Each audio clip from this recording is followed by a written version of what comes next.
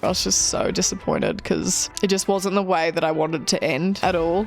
I wasn't, sad that, I didn't win the Globe. It wasn't that. It was more, Olympics is cool because it's a special race and it's only every 4 years. But for me, the goal going into Milan Cortina is just to treat it like another World Cup race, and then we'll see what happens. Globe or gold medal? Don't do this.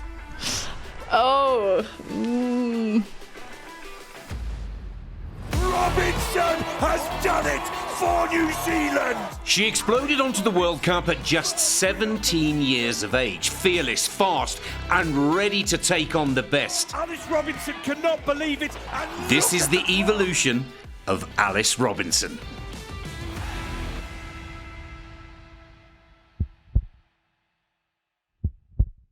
Alice, welcome to Alpine Pulse Unplugged. Well, thank you so much for having me. It's great to be here. Let's go to the beginning. You were born in Sydney but grew up in Queenstown, surrounded by the Southern Alps. What did those early days look like for you? When did skiing turn from a hobby into something that's become a lot more serious?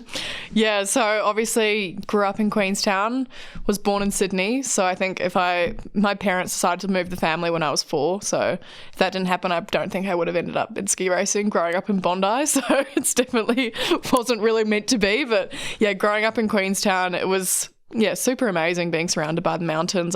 The house I grew up in is 15 minutes door to door from the ski area that I grew up skiing at Coronet Peak. So I feel like I had very good access to the mountains, and I think my parents just put us in ski school. I think my mum told me the other day actually that it was cheaper to put me in the ski creche than to get a babysitter. So she'd always just put me in the we called it Kiwi land. It was the place where little kids got to go. So I feel like I did a fair bit of time there.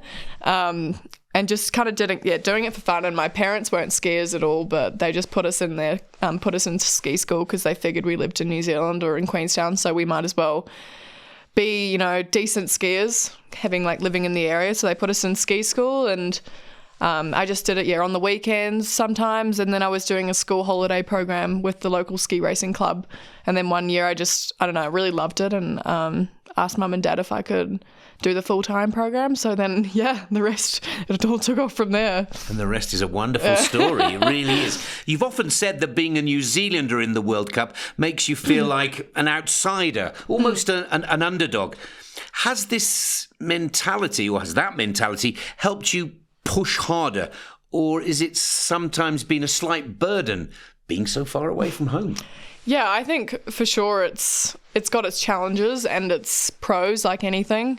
I think being from New Zealand is really special in a way. It's a special story in the sport because it's more unusual. It's not like I'm part of a big traditional skiing country. So I think it makes it unique and kind of makes all the story, it makes the story a bit more special, which I really appreciate. And, I love where I come from, and I think it's a really a privilege to represent that side of the world, especially over here in Europe. But for sure it comes with challenges being so far away, and you're competing against these huge powerhouse nations that just have massive federations and systems in place from when you're a tiny kid to get you to the top level, and endless resources. And for me it was kind of like we were winging it a little bit.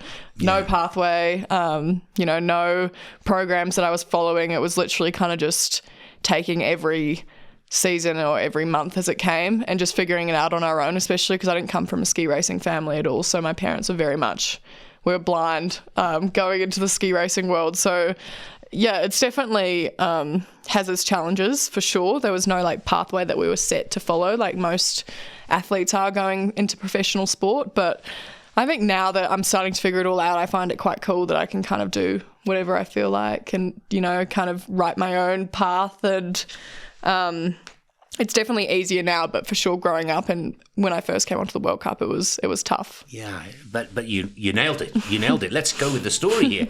You were still a teenager when you won in Sölden. I remember commentating that. I was crying my eyes out. Conquering the World Cup opening. Headlines around the world read, Alice in Wonderland conquers Sölden. And that day after that victory, you were back on a plane to New Zealand to sit your final school exams. Yes. I remember the story. How surreal was that moment, being a high school student one day and a World Cup winner the next?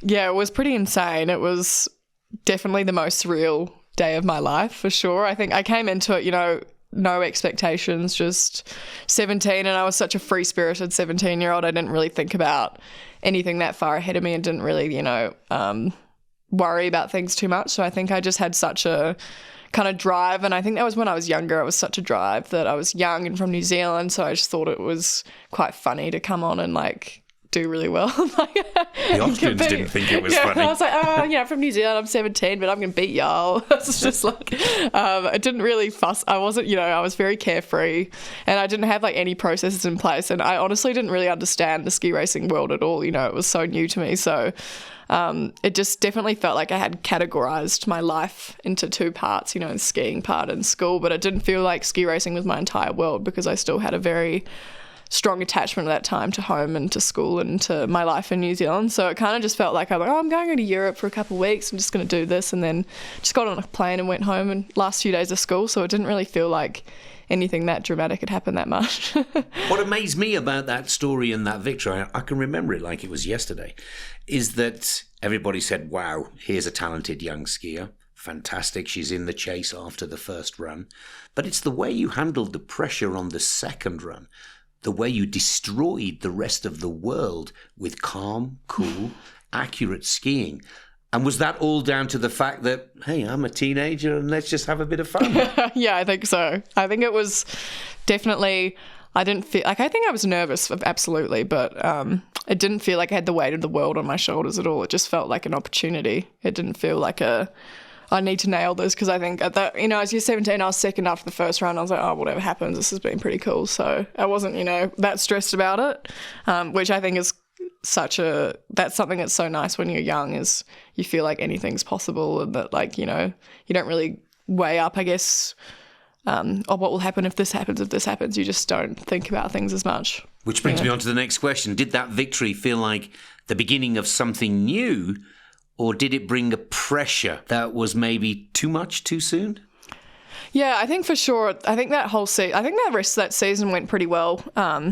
Getting the next win in Kranjska, I didn't feel like I felt too much pressure. But I think probably after that, having the lockdown for COVID, straight after that season, I think all of a sudden I didn't have school anymore. I'd finished school. I had so much more time to think and reflect, almost too much, that I was kind of starting to overthink things more than I used to. And I think starting to, I guess putting the pressure on, this is where I'm at. If I'm going to be successful, then I have to, hit all these certain markers at certain times, and comparing to other people and things like that. So I think for sure it added extra pressure that I then kind of struggled to have the tools to deal with, because I'd never really felt that before. And especially coming from, New Zealand, I didn't have a family around me for the next couple of years. It was during the COVID years, I just felt quite still figuring out who you are when you're a little 18-year-old on the other side of the world as well during a pandemic by yourself. It's quite hectic times. And then also trying to be the best in the world while all that's going on. It's quite a tall order now, looking back on it. It was. It's incredible how you handled it all. And since those early days, how do you think you've changed? Not just as a racer, but as a person as well. I think I've grown up a lot. I still feel like I think I was so kind of carefree when I was younger, and I didn't have any fear about anything, fear of failure or fear of, anything. I just felt like the world was my oyster and nothing was going to, come in between that. And I think getting older, you start to guess, understand the complexities of things more, and you kind of learn how to deal with, maybe negative thoughts better, or how to deal with pressure or external expectations or external pressures. I think that's something I've grown up a lot, to bring it all back to myself, and also just to kind of remind myself why I'm doing this. It's for me, and not feel that kind of extra pressure. So I think as a person, I've just matured as I guess it's quite a big portion of your life, 17 to 23 now. It was actually freaking me out when I was thinking about how 6 years ago I won Sölden, and that 6 years before that I was 11, and the same time's gone past. I was like, okay, this is a little bit weird. I suppose if you look at it that way, I was this has been a lot of time. So I think for sure, I feel like I've grown up a lot, and I've got a lot more experience, in just life in general, but also in ski racing. And I feel like as an athlete, I've matured a lot in how I approach races from, being that 17-year-old who was just like, I'm going to go 120% and absolutely get after this every run, to now I think I'm a bit more calculated in how I approach things. And just to finish off that amazing sort of win as a 17-year-old, how important was it to win again in that same season? Just for the benefit of the listeners, you won that season opener at 17. It was a huge story. But you backed it up with a second victory in Kranjska Gora. That's probably a piece that's even tougher than Sölden. Yeah.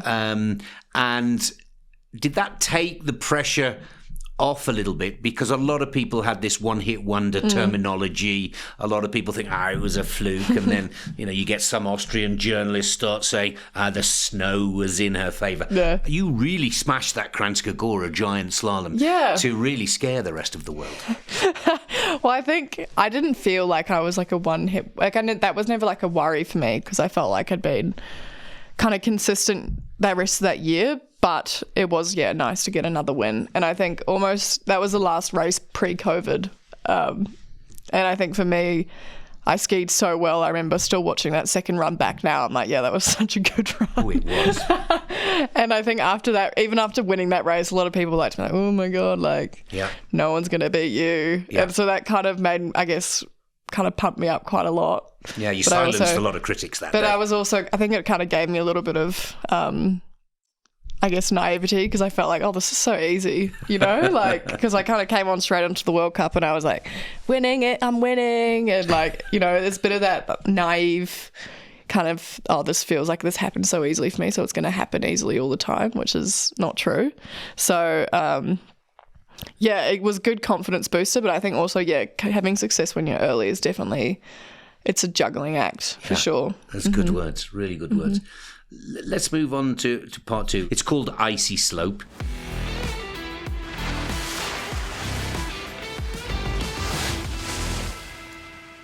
We've got a special message for you from someone who's known you for a long time. Oh, God, I'm scared. You should be. And this person is going to ask you a question or two. And let's see. Okay, here we go. So you know who it is. Oh, Zrinka. Hey, Alice. My question for you is... what do you see as your biggest strengths and biggest weaknesses?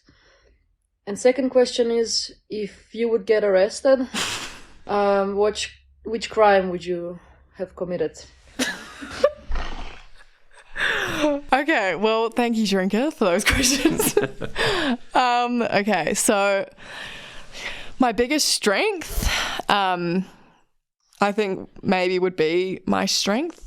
Of physical strength, but also I think mental strength. I think I'm quite resilient. I think my biggest weakness,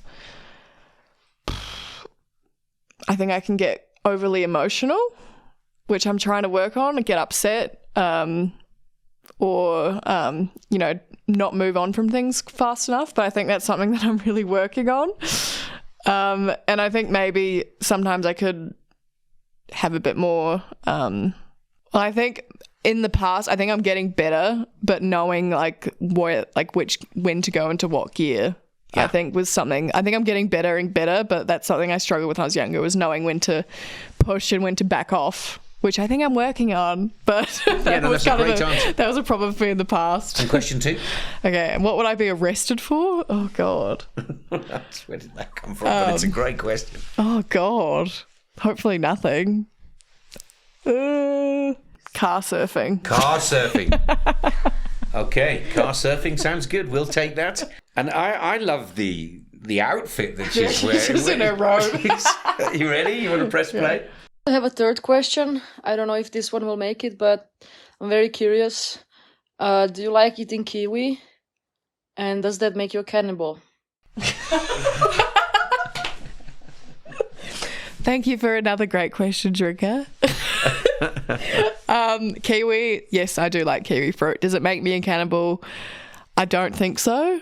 But that can be open for interpretation, I guess. I love your sense of humour, Zrinka. I really do love it. We all love kiwi.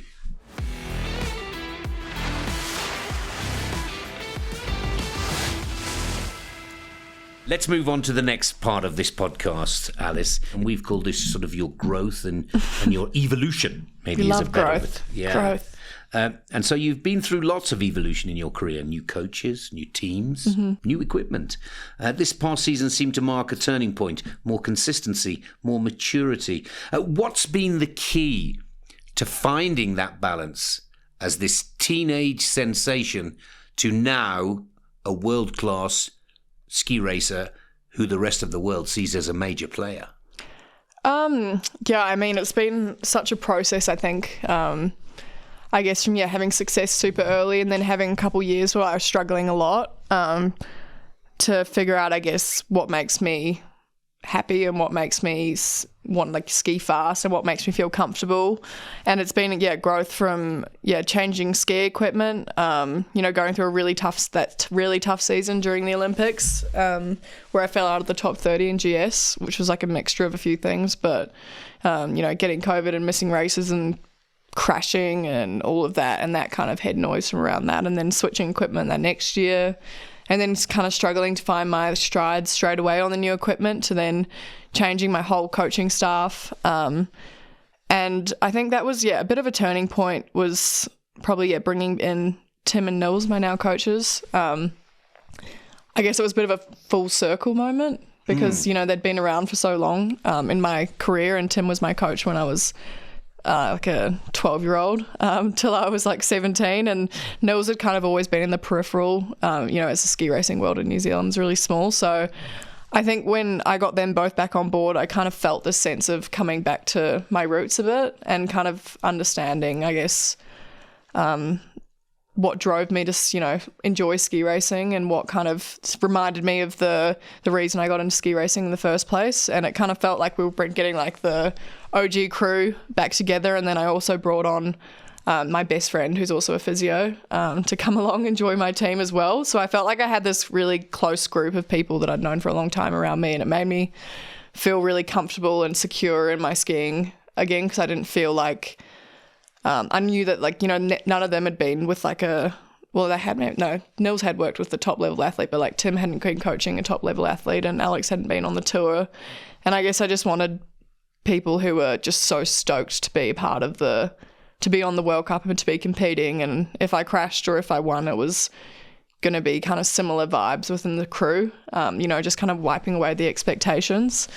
So I think, when we kind of all got our Kiwi crew back together, it just felt like we had a bit of a travelling family, and, we were all on the road together, none of us are going back and forth from home in Europe, or going back to, have a race, have one day off, and it's people are darting off in different directions. We're all staying together, so we're all in it for the whole season together, and I think that just kind of made the vibes and the camaraderie of our team really strong. Yeah, I mean, even through the ups and downs, you'd always tell us, as the TV guys, that you were a class act. 2021 was a tough year, but you still go and win one and put one on the podium. 22 UK, you fall out, but you start putting in top fives in Super G, and then you go again, but then we're back on the podium again. So through these ups and downs, you've still been able to show us that you're a world-class skier, but that you're now this mature skier that's able to surround yourself with this sort of like team of All Blacks that's ready to help you out in every possible way. Well, I think it's just a process. You learn so much from difficult times as well. So I think, in the timing of those years and then to come out the other side, it was kind of time for me to put those lessons to use, and also starting to understand my equipment as well. And I think at the time it felt like the end of the world. When you have like a tough season, but now looking back and I'm like, okay, you're 20 years old and you had, a couple tough months, but the world goes on. It's not the end of the world. And sometimes I think in sports, if you have you tie your self-identity and your worth so much to ski results. But at the end of the day, it's like, it is sport and it's about growing and learning, and especially ski racing, it's not a linear, easy, it's not like we're playing on a field or running on a track that's always the same. There's so many variables that come into play. So I think, there's always different stories and different ways people, go. There's no like linear path or anything. I find it fascinating as well that with Nils and Tim, as coaches, you're always together. So there is no sort of, I'm going home for the weekend, I'm going to go and see my kids for the weekend. You're in this from start to finish on the tour. You can see that bond. You can see that. And would you put that down to this past 25 season, the one that we've just completed? Obviously your best, obviously the most consistent. But also, would you say it was one of your happiest seasons on tour? Not just because of the results, because there's the Robinson family that's with you now. Yeah, I think the past 2 seasons since, I didn't have a podium for 2.5 years, and then 2023 in Killington, I got back on the podium.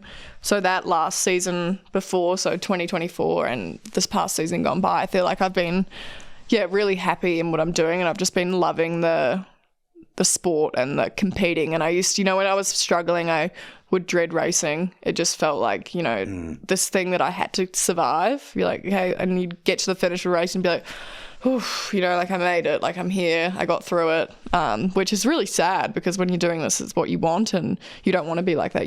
Racing and it's funny to look back at it now because this past season I'd look forward to races and I just saw it as like an opportunity to do what I want to do and to show what I've been working hard to do. And I found my relationship with racing really has changed in the last couple of years to finding the joy in racing and loving that kind of competition and the pressure that comes from racing as well, and everything around. I used to kind of get, nervous with people watching and things like that, whereas now I kind of found that I've started to, I guess, relish a bit more and having a bit more noise around races. And I used to hate my family coming to watch as well because I felt so much pressure when I was a kid, having my parents there because, I didn't want to disappoint them if I didn't ski well. And whereas now I think I've kind of seeing things from a different, with a different lens. And now I'm like, okay, my family's here. Like, it doesn't matter how I ski. They're just having a great time anyway. So I think I've started to kind of see things in a different way than I did when I was younger. Yeah, it's fantastic and wonderful maturity because you're still pretty young, to be honest. I mean, you've got a lot of years to go. Yeah, hopefully. It all kicked off in the 25 season with a spectacular result right here in Sölden where we're chatting today. 2nd position.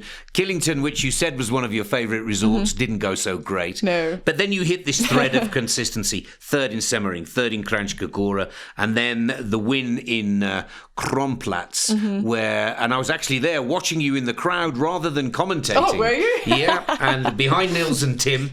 And I saw an Alice Robinson there that I would say maturity is kicking in. She's in control. You had that flow state exactly where you wanted it. Tell us a little bit more about your experience of that race, because to me it was almost the race where you took it to the next level.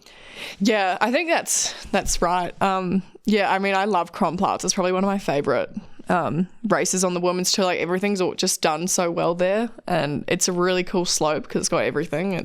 And I remember the first 2 times I went there when I was like 16, 17, I just crashed. Like, I think the first time I went there, I came out like 5th gate, and the second time I went there, I like crashed on the corner and took out all the coaches. So I didn't have the best start to racing in Kronplatz because it was always this kind of like tough slope for the women. But I mean, we've kind of had enough mileage on it now that I just appreciate how cool the slope it is. And I remember on the first year, I'd had two thirds, and I was really happy, obviously. But I felt like I'd kind of left a little bit in the tank on both of those races. Like, I could have done a little bit more, and I was like, okay, like today I think this is time. I've been skiing so consistently, I can be brave. Because I think when my harder years, a part of me was scared to kind of get in that next gear. With fear of like crashing or DNFing, because I'd had that problem in the past that had kind of haunted me a little bit, which is funny to say, but I think other ski racers will understand when you get that kind of like DNF demon on over the back of your shoulder, you get a bit worried about pushing things too hard. So I was like, okay, now you've got to kind of let that go. And if you want to win, then you're going to have to step it up and take a few more risks kind of thing, or be a bit braver about where you're going to be clean on the line and where you're not going to scrub speed. So the first run, I skied okay on the first run. I remember I had a little mistake, so I think I was in 0.5 behind, but it was really tight in fifth. And the second run, I remember I was just like, okay. I remember that after the race, Tim and Alex, who were with me in the start, just both said like, oh, we knew you just had that look in your eye, like you were so locked in. Yeah. But I remember I felt super calm, but super focused. Yeah. And a really nice mix of being focused, calm, but also like ready to go. And yeah, on the second run, I knew I just wanted to push it really hard. And on the bottom of the slope in Kronplatz, and when you go into the shade in the second run, you can make up so much time if you're clean on that bottom section. And I knew that's okay. I really have to push it on the top and be really clean in the finish. And so I remember felt like it was a really good run. And I got to the finish and I saw the like 0.9 green light and second run first as well. And I was like, okay, yes, like I've actually pushed myself. I've gone, above 90%. That was more of like a 100% run. Yeah. And so I felt really happy. And then I was sitting anxiously in the leader's chair because I still had like 4 to go. And I was in a little bit of shock because Federica was the last one to go and she came out on like the 4th gate and I wasn't expecting it at all. And I was like, oh my God. And then it kind of sunk in that I'd won a race and had been, like 4 years, nearly 4 years since I'd last run, since I'd last won. So it was really emotional. I was like, crying, I think, when Julia was interviewing me in the leader's chair. And my whole family was there, so it was just super special. And just kind of felt this relief of angst, I guess, relief that the drought of 4 years had kind of come to a close and I could kind of move on now and forget that kind of monkey hanging over me. And your skiing changed. You feeling confident. You're looking like you're in control. You're definitely looking like you're enjoying it. And your technique was just looking so on point. Your skis were where you wanted them to be rather than where they were taking you with the speed. Exactly. Yeah. And it gets better, doesn't it, really? Because then the highlight of last season is the World Championships.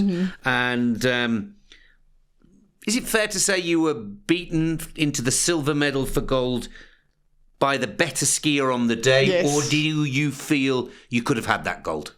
No, I was for sure beaten by the better skier on the day. I think I did everything I could. Okay. And I remember, that was an amazing race. I was a bit nervous because I'd always struggled a bit on that kind of spring snow that we had and the salted stuff. So... But I really liked the hill because we raced finals on it the year before and I got second there. So I was feeling really good and I remember I was telling myself like, you're as best prepared as you like ever going to be. So there's nothing really you could have done to be better prepared for this race. So I remember the first run I felt pretty solid and I felt like I could step it up in the second run. I was in second. And I just remember the second run, it was actually one of those runs where I didn't think it was very good because I was just kind of charging. I kind of went back a little bit to that 17-year-old me where I had, obviously more than I used, but it was one of those runs where, you were kind of going for it so hard and it was rough and dark and salted. You just, you weren't sure how it was. So I was in quite a bit of state of shock when I came to the finish and I saw like minus like 1.72, which is like the biggest green light I've ever had at a race.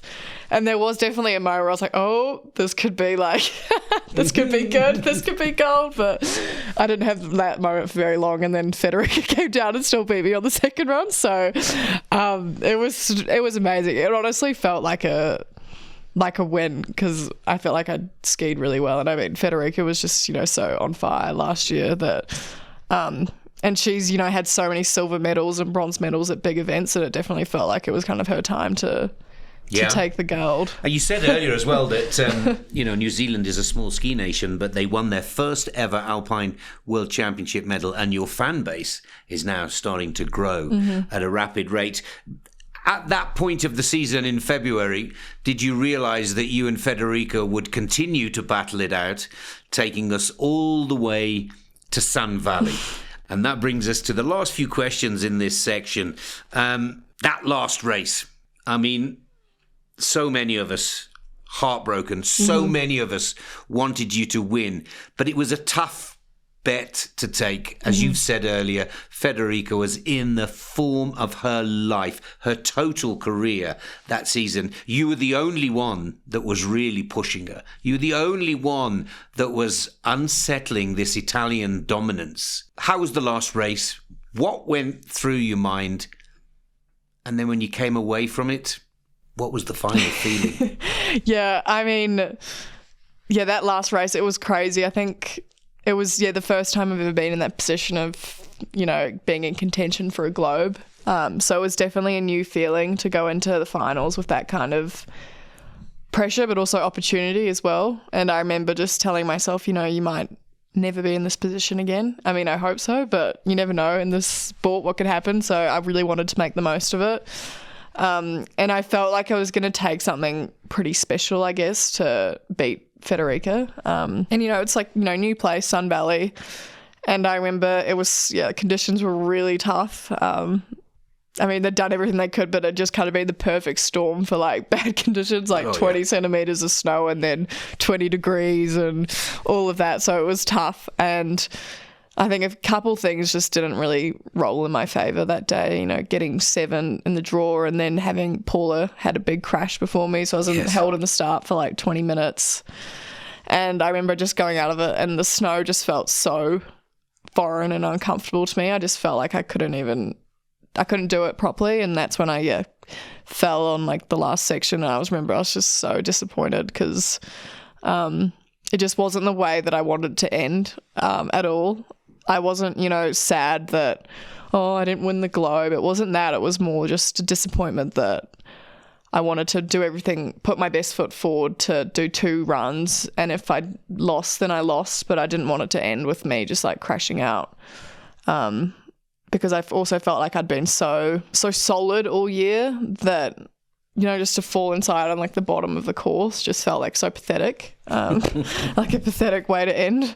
But, things like, but it's also ski racing and, people make mistakes and conditions are hard and, you can't always get the feelings that you want. So I think I was initially just so upset. I was bawling my eyes out in the finish and my whole team was getting upset because I was so upset. And I think Nils shed a few tears, Tim shed a few tears, Alex shed a few tears, Enrique shed a few tears. Everyone was very upset, but everyone was so supportive. And I, had a couple hours there where it felt like the world was ending, but I was just so upset. But then I regrouped and went home, got changed and I was like, I'm still second in the world. And I'm going to go get my medal. And Federica's won and she's deserved to win. So, this outcome is not, it wasn't like it wasn't taken from me, It wasn't like I was winning everything and lost the globe because of, it was kind of seemed like it was the way it was supposed to be as well. I was just sad that I couldn't have, played my part in the last race, I suppose. But now do you feel when expectation on your shoulders is so high that you learned from that process? And when you come around the next time, because you will come around this time next year and we're sitting doing a podcast, but we'll have the globe in the centre of the table. You were one of those skiers that learns from every incident, good, bad or ugly, that comes your way, and it makes you bigger, better, stronger and faster. Yeah, I hope so. I think I for sure... I've been through it now, so I understand, the pressures and what, thinking isn't the best kind of thinking. And it's definitely a different kind of pressure having like the, I guess a globe up for grabs. But if you think about it, a globe's up for grabs like every race. So I think you've kind of just got to treat it as like another race when you get to finals, and that's what happens. So that's going to be the goal if I'm ever in that spot next again, which hopefully I am. You will be. I know you will be. Okay, let's move on. Beyond the gates. Let's just go a little bit more backstage here. Okay. Alice, people often describe you are 2 different Alices, the calm, easygoing one off the hill and the fierce, competitive one in the start gate. Do you feel that split or that abbreviation is fair and true? Yeah, who said this? No, I think it is true. I feel like, off the slopes, I feel like I'm a pretty relaxed chilled out, like easygoing person. But I do feel like when I get into a competitive environment, like when I'm racing and training, there's definitely a bit of a switch in my personality that goes into a bit more competitor competitor mode. And I think, I've always been very competitive since I was really young. And I think used to cross over into my personal existence a bit more, like when I was a kid, but I think now I've kind of learnt to disassociate the two. Now, you've always been outspoken about wanting to inspire the next generation of New Zealand's athletes. What message do you want young skiers from your part of the world to take from your journey? I think I've always wanted to inspire people from New Zealand or, any kind of outsider nation to not be deterred, because it is a hard path, but it's not impossible. Yes. And I think it's just a story of, coming from, somewhere like New Zealand, and the world is such a big and scary place for a lot of people when you've kind of lived in that bubble that, you can get out there. It doesn't matter if it's ski racing or other sports or if it's just in life in general, to kind of go out there and put yourself out there and put your best foot forward and don't be intimidated by the rest of the world, because, there's no reason to be. Yeah, that's great words. That's great words. And you've lived between different worlds, Australia, New Zealand, and now most of your time in Europe. What's the most European thing about you now? And what's the most Kiwi thing you'll never lose? Oh, the most European thing about me now, I have to say I've become a bit of like a spa fan. Like I love hitting the spas, because in New Zealand, like, we just don't do that. Like, like hotels don't have spas and like these kind of things. So I think I've definitely gotten around that since being in Europe a bit longer. Also,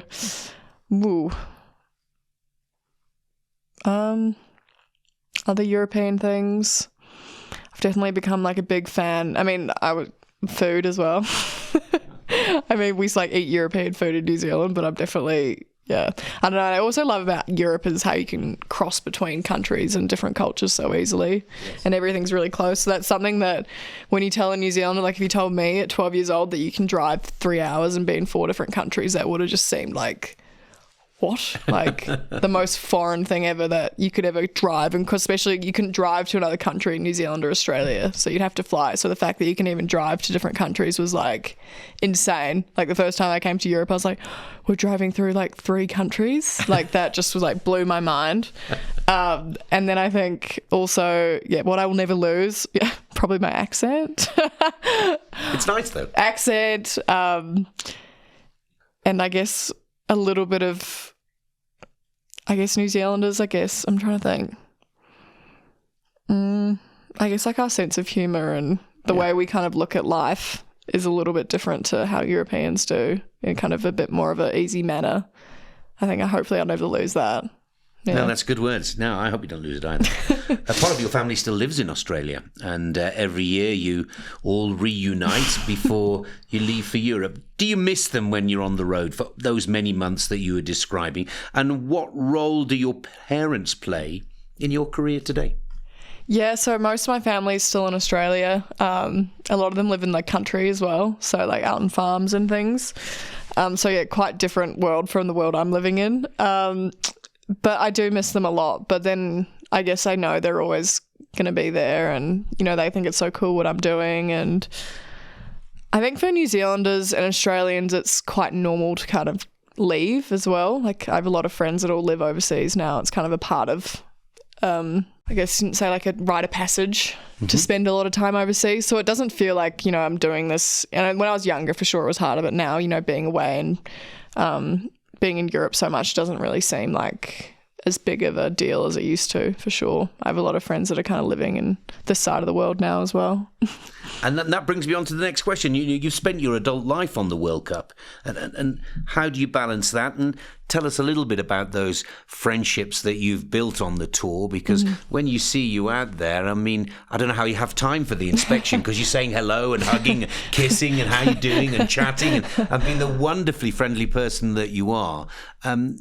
Is that something that's quite special, and that's one of the things that keeps bringing you back season after season. Yeah, it's funny because when I was younger, it felt so hard to be away from home, and now I feel like, I guess it's funny on the tour because everyone's competitors, but these are the people you're seeing so much and spending so much time with, and I feel like at the moment there's quite a special camaraderie amongst the athletes and amongst the girls. There's a lot of really cool people on tour and a lot of girls that are in like the same kind of social and friendly, and I feel like there's a really good vibe on the women's tour that everyone is competitors, but then we can all be friends and hang out as well, majority of us, and which is really cool. And I think that's something that was quite led by someone like Federica, I think, last year. Yeah. Because, she's doing the best, but she's always the one who wants to go out and dance with everyone and, have fun. So I think that was cool that she brought a bit of that culture, and especially being older, she's like, telling everyone that we all have to enjoy life and have fun. And it was really cool. So I think there's, a really nice camaraderie at the moment amongst most of the girls, which is cool. Yeah, she said that on the podcast. Mm-hmm. So she said that she was quite proud of that. Yeah. And she said that she still wanted more. She's not done yet. Yeah. She wants more parties, more camaraderie.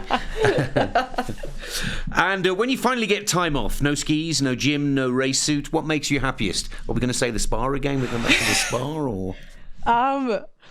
Honestly, I honestly don't have much time off, but when I do, I love, spending time with friends or family, and going back to, I guess, being in New Zealand or Australia, or going to do new places and experiencing things that are so far removed from skiing, like the beach. That's not that foreign, but for me it's quite foreign these days. So anything. I love traveling too, to places because skiing takes us to so many amazing places, but there are a lot of parts of the world and that we don't get to see from skiing, so that's something I definitely want to do more going forward. Lovely. It's obviously a big season as well. Mm-hmm. And 25th Winter Olympic Games, Milan Cortina. The track in Cortina. You've performed in Super G there. And but what do the Winter Olympics mean to you? There's a connection with your coach, Nils, and his sister. Mm-hmm. For those of our listeners, Annelies Coburger won a silver medal for New Zealand in 1992. Yeah. So what that tells me, Alice, is that New Zealand's looking for a gold. We've got a silver. Bronze really isn't going to cut it. Are you really relishing the opportunity to represent New Zealand in Cortina this coming February? Yeah, I'm really excited.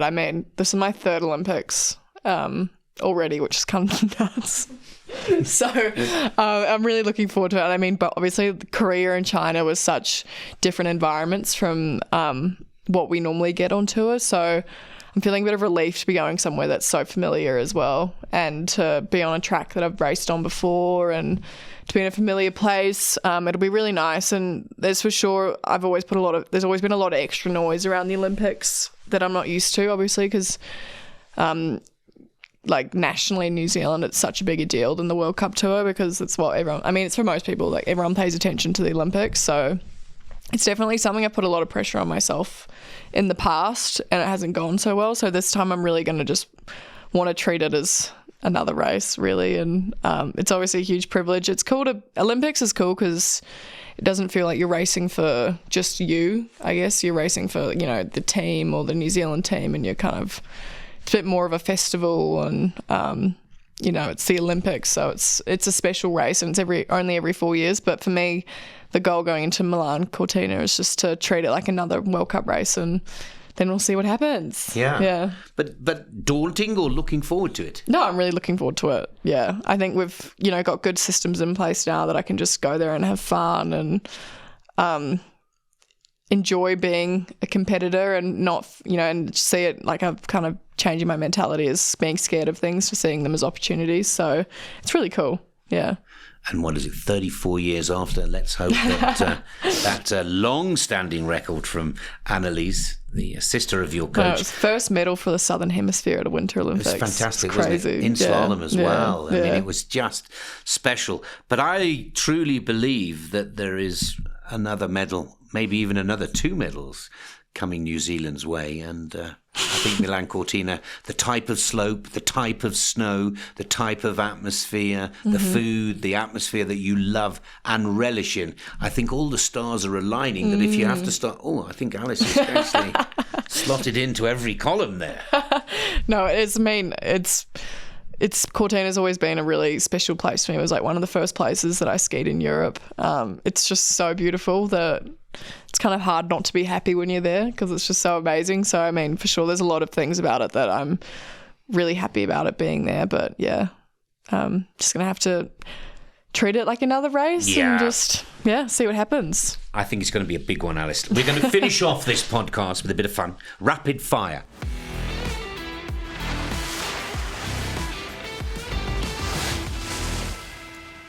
Okay. Quick questions. First thing that comes into your mind.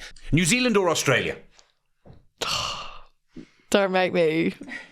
New Zealand for skiing. Okay, that was a sneaky answer. Queenstown or Sydney? Queenstown. Sölden or Saalbach? Oh, Sölden. Underdog or favourite? I think both. Okay, you're not supposed to have those, but because it's you can have both. Flat white or espresso? Flat white. I think she put this one in for me. Fish and chips or pasta? Fish and chips. Hey! Ski boots or flip-flops? Ski boots. Kiwi accent or Aussie accent? Kiwi. Thank you. Snowy mountains or summer beach? Snowy mountains. Gotta be. Europe or home? Home. Globe or gold medal? Oh, don't do this. Oh. Honestly, maybe globe. Wow. Yeah. Great answer. Yeah. That makes me a little bit teary now as well. Wow, that's good. Federer or Djokovic? Federer. Federer, wow. Federica Brinoni or Lara Guparami? Ooh, I have to go Brignoni. Yeah, me too. Lucas Broughton or Manu Feller? Oh, I have to go Lucas. Mm-hmm. Perfect run or risky attack? Risky attack. Hiking or swimming? Hiking. Best thing about Europe? Spas. I love the spas. I'm going to the spa after this interview. Best thing about New Zealand? The coffee. No. Well, they can't froth milk in Austria. Like, they can't do it. Okay. No, best thing about New Zealand, the scenery. Yeah. Yeah. Thing you miss most about New Zealand? My dogs. If you weren't a ski and race... family. Yeah, you better get that in quickly. She did say family, I promise. If you weren't a ski racer, what do you think you'd be doing? I think I'd probably be playing some very generic team sport, to be honest. I think I would have been in sports, but I probably would have been playing something that's a bit more mainstream in New Zealand or Australia. Maybe I would have been a surfer if I grew up in Bondi. That would have been amazing. One word to describe yourself at 17 and one word for yourself today. I was like fearless. Yes, you were. And now I'd say like calm. I wouldn't say I'm that calculated, but more calculated than I was. Yeah, but I don't know if I can come up with like one single word. Calculated. Yeah, but still not. I'm not like crazy, but more than I was. Okay. That makes sense. Yeah, that's 7 words. Yeah, that makes sense. If you could win on any course in the world, which one would it be? Ooh. Cortina. Now, that is the perfect answer. Alice, thank you for sharing your honesty, your focus, and your Kiwi spirit with us today. You've grown from a fearless teenager into one of the most consistent and respected racers on the tour. And something tells me the best is yet to come. Alice, that was brilliant. Thank you. Thank you for having me. That was really cool. And to all you listeners out there, thanks for tuning in. Don't forget to subscribe to Alpine Pulse Unplugged. You can find us on Spotify, Apple Podcasts, YouTube, and all major platforms, including Fist TV. Alice, that was brilliant. Thank you. Thanks for having me. Alpine Pulse is an official podcast of the FIS, produced by Maniac Studios.